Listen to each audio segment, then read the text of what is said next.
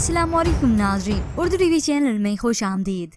Viewers, drama serial खुदा और मोहब्बत की नेक्स्ट एपिसोड में आप देखेंगे फरहाद की अपनी फैमिली से मुलाकात तो हो गई, मगर उसने उनके साथ जाने से अभी साफ इनकार कर दिया है, क्योंकि उसके कांधों पर बाबा जिम्मेदारी जो सौंप कर गया।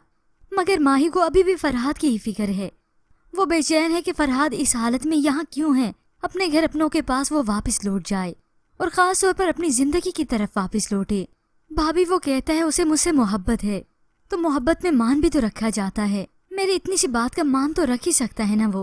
भाभी ने मना भी किया कि भाई अब यहाँ पे हैं, वो कैसे मज़ार पर जा सकती है। बस माही को यही है कि वो फरहाद से इल्तिजा करे तो वो शायद अपने घर वापस लौट जाए। तभी भाभी माही को लेकर उसके साथ जाने को राजी हो जाती हैं। माही एक बार फिर से फरहाद के लिए मज़ार पर आई है।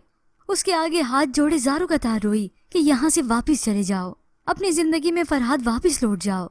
मगर फरहाद तो साफ कह देता है वापस जाने का मत बोलो। अभी इसी मौके पर रुमाना भी इस दरबार में हाजिर देने के लिए आई होती है। अब जाहिर सी बात है वो फरहाद से मुलाकात भी करेगी, उसे दुआ के लिए भी कहेगी, 2 घड़ी तो उसके साथ बैठेगी ना। तभी नाजिम शाह का आदमी इस मौके पर इस सारे मंजर को देख रहा होगा, मगर होप सो वो रुमाना को ही फरहाद के साथ देखे।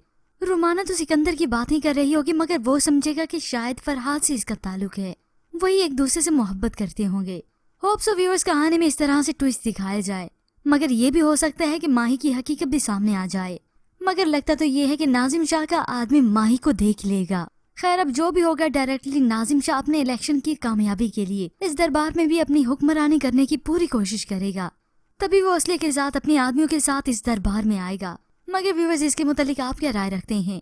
क्या माही और फरहाद की मोहब्बत का ये राज खुल जाएगा, या फिर वो फरहाद को रुमाना का आशिक समझेंगे? इसके मुतालिक हमें अपनी कीमती राय का इज़हार जरूर कीजिएगा। मज़ीद ड्रामास प्रोमो के लिए आप देखते रहिए उर्दू टीवी।